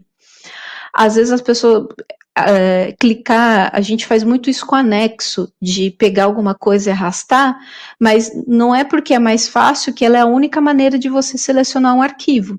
Então, esse é um bom exemplo na questão de acessibilidade. Ela existe, mas não é a única maneira de você adicionar um anexo, por exemplo. A mudança de estados automáticas é algo muito complicado, porque eu, particularmente, eu não gosto disso nos sites, mas muitos sites têm. Você está lá mexendo, filtrando, começa a filtrar todos os produtos, daí você seleciona um, muda todo o site. Daí você vai tentar selecionar no outro, muda todo o site. Gente, eu só quero selecionar um por um, por que o site não espera eu terminar de fazer a ação? Isso é algo difícil. E é algo que as pessoas acham assim, não, já vamos fazer enquanto a pessoa está mexendo. Mas não, eu quero selecionar tudo. O site não deixa. A alta sensibilidade de mudanças ou movimentos também é algo que não é bom que exista, porque as pessoas podem ter, por exemplo, falta de coordenação ou não conseguir ter precisão, movimentos finos. Então, não é ideal que a pessoa consiga fazer esse tipo, que precise de uma alta sensibilidade, ou até mesmo que o sistema não seja tão sensível ao ponto de realizar uma interação caso ocorra algum tipo de movimento que a pessoa não estava planejado. Pequenas áreas ou necessidade de precisão também sempre é um problema, parte de mobile vocês têm que sempre pensar que a pessoa não está com o dedinho lá, ela não está com o dedo midinho, ela está mexendo com o dedão, que é uma área bem maior. E não é todo mundo que tem uma mão pequena, a maior parte tem uma mão grande. Então a gente tem que pensar na maior área possível para facilitar para as pessoas. E tem que lembrar também que existem diversos tipos de dispositivo. Existe o mouse, mas também existe interação por teclado, interação por joystick, interação por varetas. Então, a pessoa vai apontando e digitando letra por letra no teclado. Leitores de tela, sites ou produtos, no geral, podem mudar um pouco a interação usando o leitor de tela. Existem pessoas que utilizam sensores de movimento para utilizar o computador, por exemplo. Existe um que é pouco conhecido, mas tem a linha Braille, que as pessoas usam para ler as informações. E também tem dispositivos de voz, como Alexa ou Google, o Google Home. Existem teclados adaptados. Então, existem muitos tipos de dispositivos que a gente tem que pensar como as pessoas vão interagir com cada um deles. A gente não pode pensar apenas nos mais simples. A gente tem que pensar como um todo. Tem a questão, e esse é um dos últimos que eu vou falar, porque senão o pessoal da Mentorama ia me matar se eu ficasse aqui 2 horas falando. A parte de UX Writing, que é a parte de escrita. Então, o que que a gente tem? É tudo aquilo que é escrito para garantir a melhor experiência para o usuário de um produto digital. Então, são os textos escritos numa interface, a redação, a revisão, a validação do conteúdo, de e-mails, notificações, artigos, aquela parte de ajuda que às vezes você fala assim, aquilo não é importante. Não, aquilo é muito importante, porque apesar das pessoas, principalmente quem trabalha no suporte, pensar, nossa, a pessoa nem procurou ajuda, às vezes a ajuda não está com o texto ideal, ela não está entendendo o que está escrito lá. Então, por isso que ela vai buscar a ajuda de uma pessoa. Dentro da parte de escrita, a gente tem, por exemplo, o guia de comunicação, que é uma parte muito importante, que existe dentro dele a parte de tom e voz da empresa, como aquela empresa se comunica, como ela se expressa, também a parte dos termos que são utilizados na comunicação, é mais formal, existem termos técnicos, ou ela faz essa adaptação de conteúdo. O tipo de linguagem, ela é formal, mais informal, como isso como é conversado com as pessoas, apresentado. A abordagem também, ela tem uma mais dinâmica nessa interação, ou ela é mais séria, mais restrita? O vocabulário que é utilizado, também os termos que existem dentro dessa dinâmica que devem ser evitados, tudo isso existe nesse guia de comunicação. Então, isso é um dos trabalhos que normalmente essa pessoa que é dedicada a essa parte, nessa área de escrita, acaba se detalhando mais. E como funciona a questão de acessibilidade dentro dessa parte de escrita? Tem um item que é muito importante, que é, por exemplo, a linguagem neutra e a linguagem inclusiva. Elas são diferentes, as pessoas acham que elas são a mesma coisa, mas não são. Linguagem neutra se usa o sistema E ou U para neutralizar o gênero. Então, por exemplo, utilizar surdes, amigues. Então, é comum dentro de um determinado grupo ou algumas pessoas, elas usem esses termos para neutralização do gênero. Então, você não fazer gênero, referência só ao gênero feminino ou masculino. E se a gente pensar, existem muitas palavras que no plural, elas têm a tendência de ir muito para o masculino. Então, para isso, as pessoas podem utilizar essa neutralização de gênero. Mas nem todos conseguem entender quando vem esse tipo de palavras com essa neutralização, e elas não se sentem confortáveis de utilizar esse tipo de terminologia, esse tipo de linguagem. Isso não é um problema. A gente tem a linguagem inclusiva, que se faz uso do coletivo que não seja masculino. Então, por exemplo, ao invés de falar usuários, se fala pessoas usuárias. Ao invés de utilizar os gerentes, se utiliza a gerência, se utiliza a área como referência. Então, é muito importante saber a diferença, mas não significa de maneira nenhuma que algo está errado. Eu, sendo uma mulher cisgênera, eu não posso falar, não é meu lugar de fala, como as pessoas usam, falar que uma determinada linguagem está errada. Não. Na verdade, o ideal é que mais pessoas consigam entender o que você está falando. Mas eu não posso chegar para um determinado grupo, se eles se entendem, e falar assim, você está falando errado, você não pode utilizar isso, não. O ideal é que se use a linguagem inclusiva para garantir que a sua mensagem, a sua informação seja passada para o máximo de pessoas possíveis. Mas se o grupo é restrito, não tem nenhum problema você utilizar a linguagem neutra, ok? Então, isso é uma polêmica, realmente, alguém viu a pessoa falando que é um assunto polêmico, mas ele é importante, e é importante as pessoas não pensarem que existe certo ou errado. Existe o que é um pouco mais restrito, mas existem adaptações que também podem ser feitas de igual maneira, que vai abordar muitas pessoas, certo? Então, o português também, ele não é a primeira linguagem de algumas pessoas. Desculpa, primeira língua de algumas pessoas. Eu estava falando de linguagem, agora eu confundi. Português não é a primeira língua de algumas pessoas. E a gente tem que levar isso em consideração quando a gente está se comunicando. A tradução de português e Libras, vocês estão vendo aqui, ela não é tão fácil. Não é simplesmente pegar palavra por palavra, como eu estou falando, e as pessoas intérpretes estão interpretando. Não é tão simples assim quanto às vezes a gente não tem esse conhecimento, pode achar.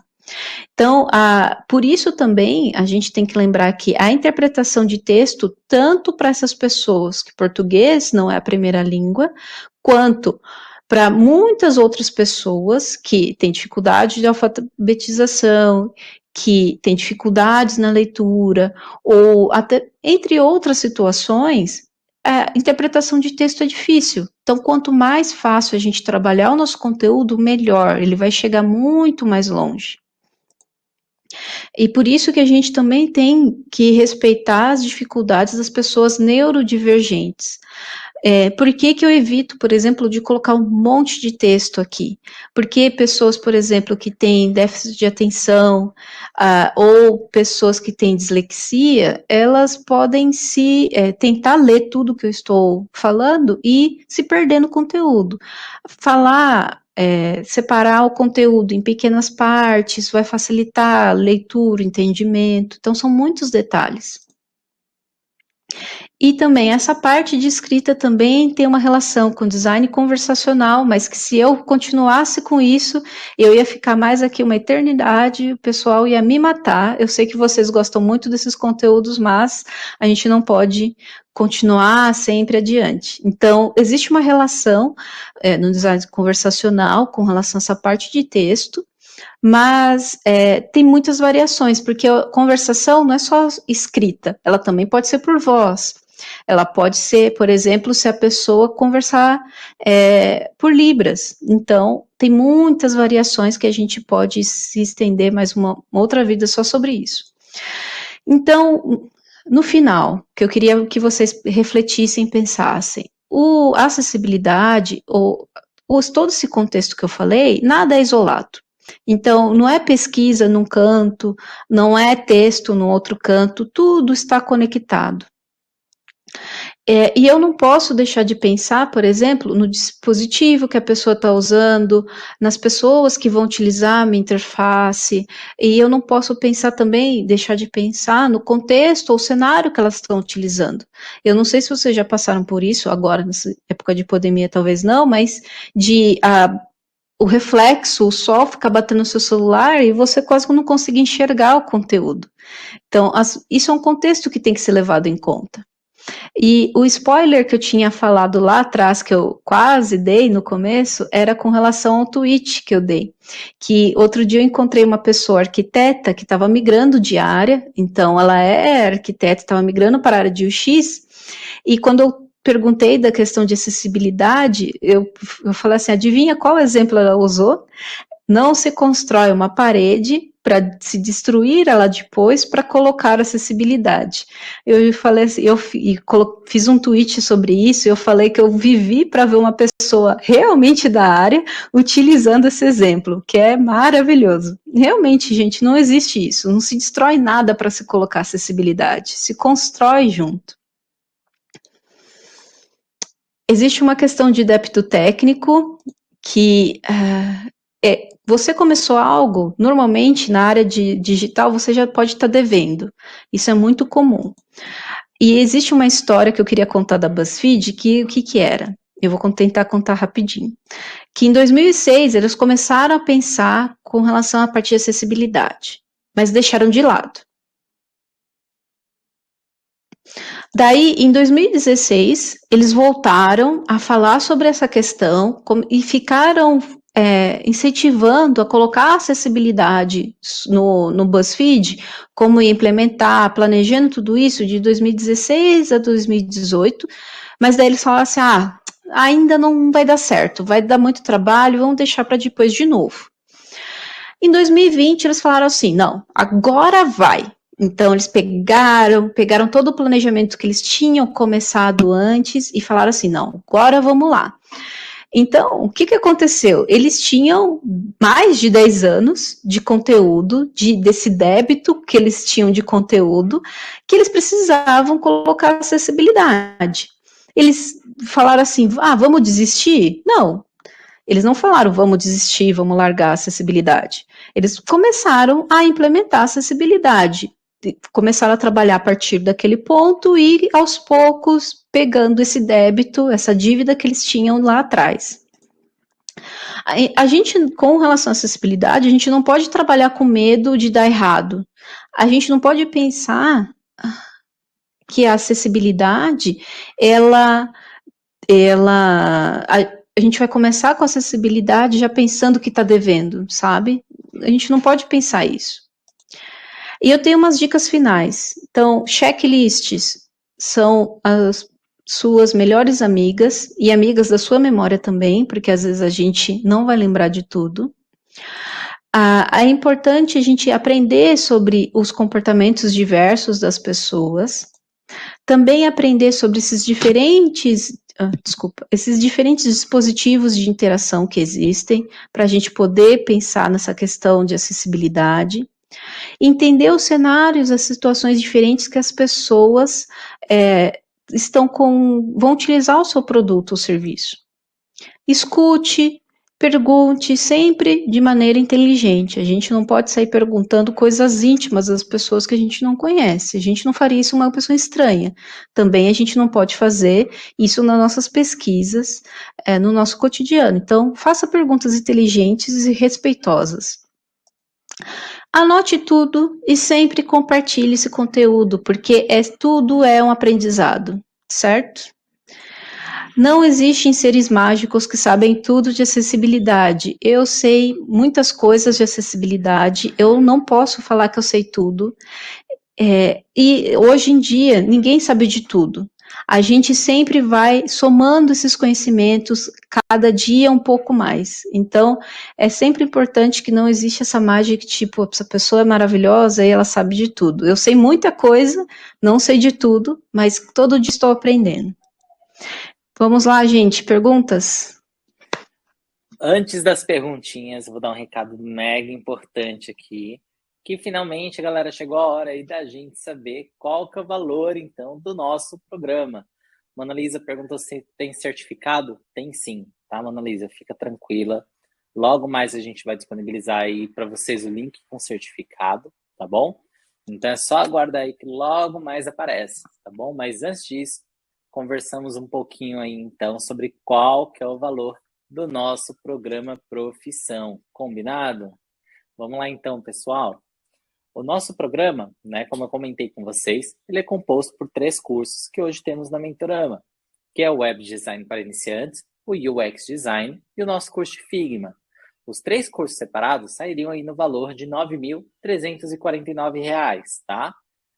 Além disso, tem também as 4 orientações aí por ano sobre a carreira escolhida, os 6 workshops diferentes ao longo do ano, os laboratórios aceleradores do curso escolhido e também as consultas ao vivo com os mentores, tá bom? Cada um desses adicionais custam aí, né, em média 2, 3 a 5 mil e sairia aí total de R$ 12.000, tá? Mas calma aí, gente. Tudo isso junto ficaria aí no investimento de 21.349, tá? Mas calma, não tô doido, tá? Não vim trazer isso aqui para vocês hoje. A gente combinou aí que vai ter um descontaço maravilhoso para vocês. Então, a gente tirou toda essa parte adicional das orientações de carreira, das aulas ao vivo. Acrescentamos também um desconto de 67% para vocês. Então, hoje, né, estamos conversando aí de um investimento de apenas R$ 3.920, que você pode parcelar em até 12 vezes sem juros no cartão de crédito, ou também você tem a facilidade aí de parcelar em até 24 vezes através dos nossos programas de crédito estudantil, que são super fáceis para poder aderir. Os nossos consultores podem explicar como funciona aí para vocês terem essa oportunidade. E além de tudo mais, gente, além desse parcelamento super flexível que a gente tem também uma possibilidade muito boa, onde você paga apenas 5% do curso, comece a estudar e o próximo pagamento vai ser só daqui a 6 meses. Então, olha só que bacana, pessoal, né? Eu comentei com vocês lá atrás, né, no começo do webinar, que alguns alunos têm já a oportunidade de começar a trabalhar, né, depois de 3, 4 meses de curso, né? Então, já pensou você entrar no mercado de trabalho ali como freelancer ou como júnior até em alguma empresa e começar a pagar o curso só depois, né? Então, é super bacana que você tenha essa oportunidade de ficar aí os 6 meses tranquilas, né? Sem precisar tirar absolutamente nada do bolso. E ainda tem a oportunidade de começar a pagar o curso com o próprio, né, dinheiro aí que vocês estão já ganhando estando na área, tá? Esse é um dos segredos aí, né, de qual os alunos escolhem a Mentorama. Mas por que mais de 3 mil alunos já escolheram a gente, né? Quais são os nossos outros segredos? Gente, não tem segredo, é simples. Aqui você vai aprender com mentores qualificados, mentores que estão na área de trabalho, né? Então é super bacana, inseridos no mercado de trabalho, que é muito diferente aí do que você pegar e começar a estudar sozinho. Tem condição de você hoje estudar sozinho? Com certeza, né? Você pode abrir o YouTube, pode abrir o Google, procurar 1 milhão de coisas aí, você vai ver muito conteúdo bacana e gratuito também. Mas o que você precisa aprender? Você sabe? Você sabe de onde você tem que começar a aprender? Qual que é o caminho que você tem que trilhar? Né? De repente você vai começar a estudar um assunto e aí vai acabar ouvindo algum termo ou algum outro assunto ali no meio de outro, né? E aí você vai falar, poxa, vou ter que parar aqui agora nesse ponto, ir para outro ponto de estudo agora, e aí vai começar a ficar aquele bolo que a gente conhece e você não vai para lugar nenhum, né? Na verdade, você só perdeu tempo. Ao invés disso, investe aqui, né? Você tem aí toda a parte da mentoria, então é bem bacana. E você vai chegar do ponto A ao ponto B, sabendo tudo o que você precisa saber sobre a área, sem complicação, podendo rever as aulas, igual eu mostrei para vocês, quantas vezes vocês quiserem, tendo feedback aí, né, da nossa mentoria também, que é super bacana, tá? Então aproveita. Restam apenas 20 inscrições aí com esse desconto super especial que a gente trouxe para vocês, 67%. E lembrando que, além das 20 inscrições, temos também um presente muito bacana para os 5 primeiros aí, que vão ganhar um curso de valor igual ou valor inferior, tá bom? Nós temos aí mais de 40 opções, então com certeza vai ter alguma coisa aí que vai acabar ajudando vocês também, tá? Você pode dar de presente, você pode usar aí para estudar por conta própria, como você preferir, tá bom? Então aproveita, clica aqui no botão que está aparecendo na tela, deixa lá o nome, o telefone e o e-mail, tá? Os nossos consultores vão entrar em contato com vocês e explicar certinho não só sobre o nosso profissão UX UI Designer, mas também se vocês tiverem interesse em algum outro programa da Mentorama, fiquem à vontade para perguntar, a gente está aqui para isso, beleza? Então, vamos lá ao nosso Q&A, né? Nossa parte de perguntas e respostas, né? Lívia, eu já tinha anotado algumas aqui, né? Então, vamos começar aí pela pergunta do Eduardo, que ele perguntou um pouquinho no começo do web, né? É obrigatório ter conhecimento em Libras para ser em UX Design? Não, mas se você tiver, você vai estar à frente de muita gente que não tem esse conhecimento. Por exemplo, na Renditalk, a gente trabalha com pessoas surdas e tanto na equipe a gente tem uma pessoa surda que talvez ela esteja assistindo. Então, oi, se você estiver assistindo.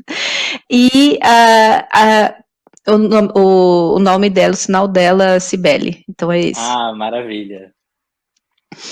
Então,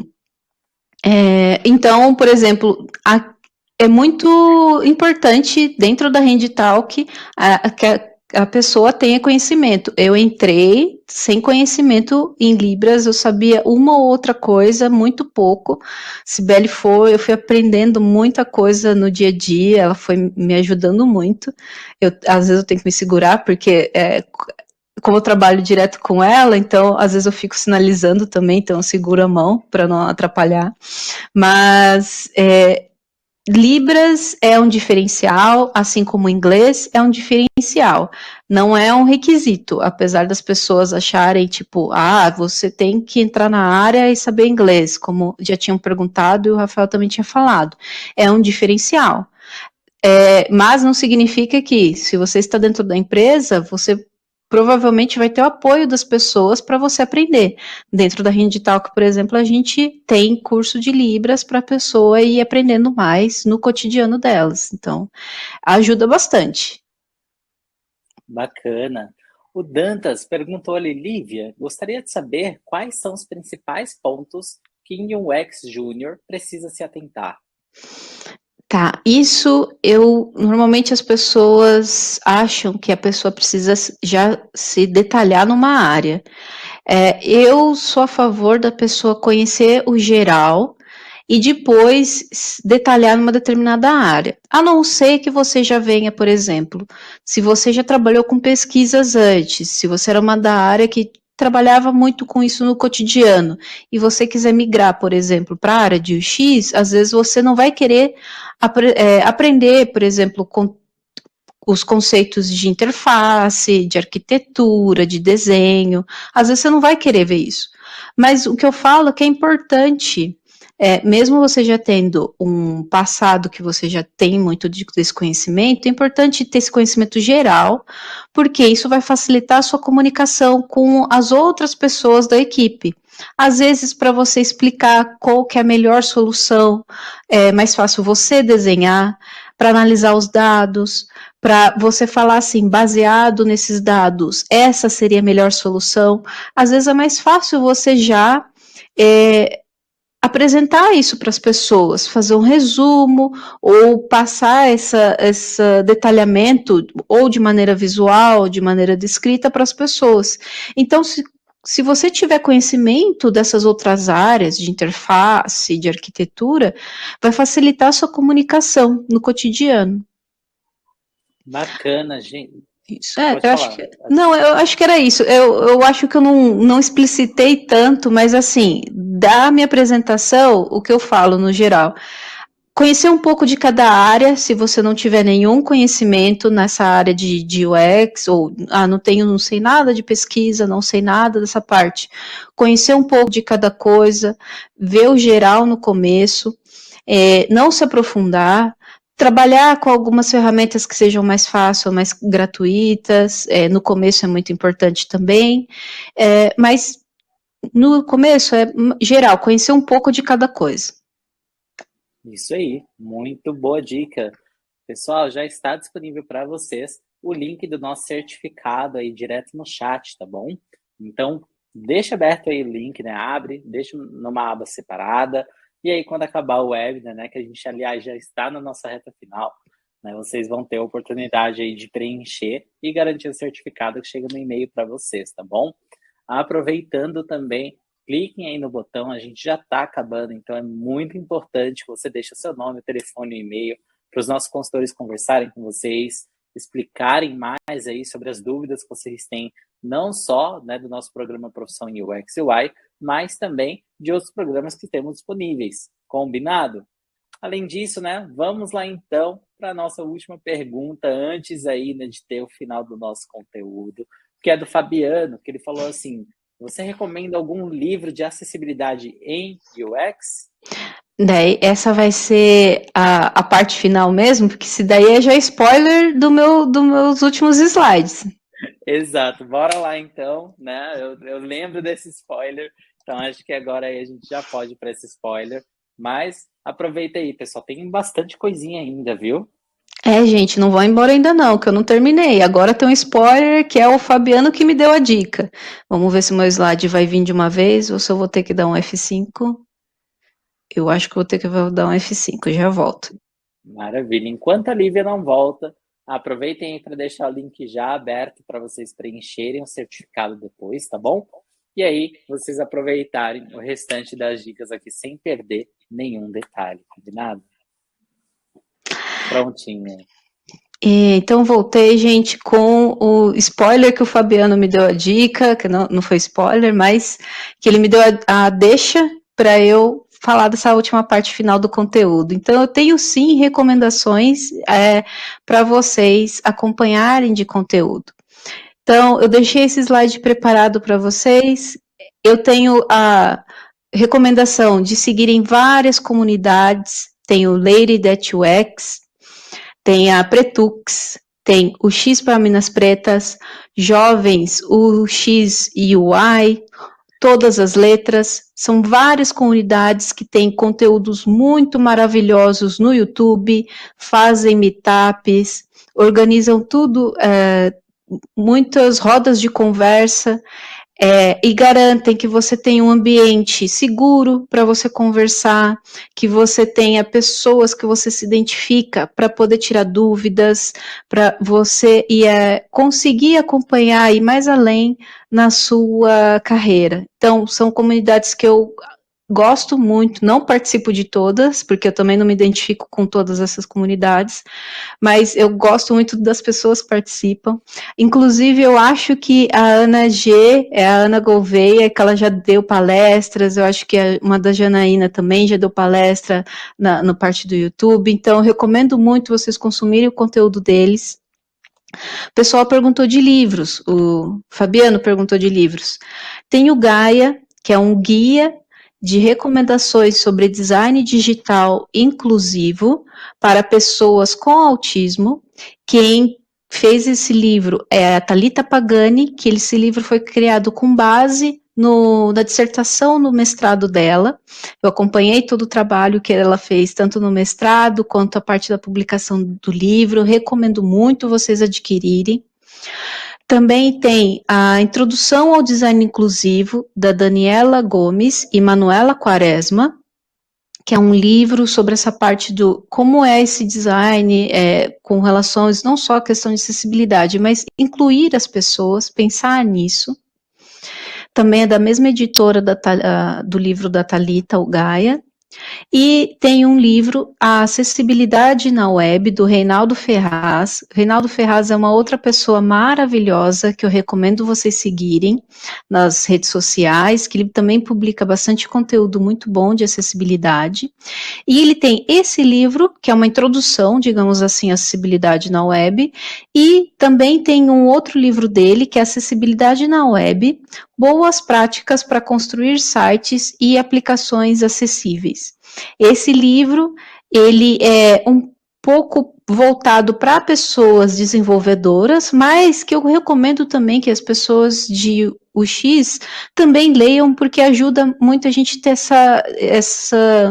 esse encaminhamento para a gente produzir os componentes, sites, conteúdos mais acessíveis. Então, a gente facilita também a comunicação com as pessoas desenvolvedoras. Então, eu recomendo muito todos esses livros. É isso, qualquer coisa, gente, esse conteúdo é muito fácil de encontrar, é fácil de vocês conseguirem esse material, que eu recomendo bastante para vocês, certo? O meu último slide, que tem as minhas redes sociais, então vocês conseguem me encontrar no LinkedIn como Lívia Gabos. Se vocês me adicionarem no LinkedIn, por favor, falem que vocês me viram aqui no Mentorama, falem que vocês gostaram do conteúdo, me deem esse feedback também, por favor, e me adicionem, porque às vezes eu demoro um pouquinho para adicionar, mas se eu souberem que vocês são daqui, vai mais rápido. Eu também tenho um site que eu, de vez em quando, publico algum conteúdo relacionado a coisas que eu estou estudando, aprendendo, e também questões de acessibilidade, que o meu site é www.liviagabos, G-A-B-O-S, tudo junto, .com. E eu gosto muito do Twitter. Então, pessoas que também usam o Twitter, me encontrem lá como Lívia Gabos, minha arroba é Lívia Gabos, tudo junto. Conversem comigo, gosto bastante, apresento outras pessoas também, interagem no Twitter, adoro conversar por lá. E é isso, gente. Espero que vocês tenham gostado. Eu vi que o pessoal gostou bastante. Muito obrigada por esse feedback. Deem feedbacks também em outros lugares para mim, tá bom? Muito bacana, pessoal. Sigam também a Mentorama nas redes sociais, certo? Nós também estamos lá no LinkedIn, então é só colocar lá Mentorama, você consegue encontrar a gente. Também estamos aí no Instagram, né, onde nós estamos com o @Mentorama Online. Temos também o nosso Facebook e o nosso canal do YouTube com os mesmos nomes aí do Instagram. Então é super fácil de encontrar a gente para acompanhar as novidades, acompanhar aí os eventos passados também. e os futuros eventos. Maravilha, combinado? Pessoal, muito obrigado pela participação de todo mundo. Lívia, foi um prazer ter você aqui com a gente. Eu espero muito te ver aqui novamente. Gostaria de agradecer também os nossos queridos intérpretes, né, que estiveram aí conosco hoje à noite. E todo mundo que acompanhou até o final com a gente também. Então, gente, muito obrigado. Bom descanso para todo mundo e até a próxima. Tchau, tchau, gente. Obrigada, gente. Muito Tchau. obrigada. Tchau, tchau.